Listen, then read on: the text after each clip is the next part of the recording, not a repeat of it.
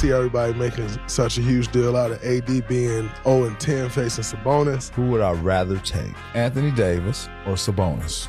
My answer would be Sabonis. Is that crazy? I think Sabonis is kind of underrated. Sabonis just fills out the stat sheet, plays good defense, is good on offense. One game. Sabonis. Monster game for Domas. Domas, 31 points, 17 rebounds, 9 assists, a block, 45 straight double-doubles, Domantas. Just tell me about your play tonight and the effort to get this one done. This has been our Achilles heel. That's what Coach says. We win against good teams and come out with teams that are lower in the standings. And, tonight was important for us to come win this game.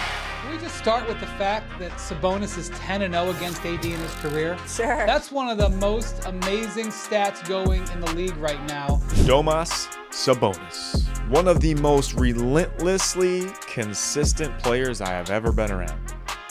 I remember 2020 during COVID time, Domas came out to LA. There were no gyms open at the time, but yet we found one that we could go into every morning at 7 a.m. It wasn't a nice, beautiful gym, but it didn't matter. Domas just loved the daily grind, loved the challenge of continuing to improve.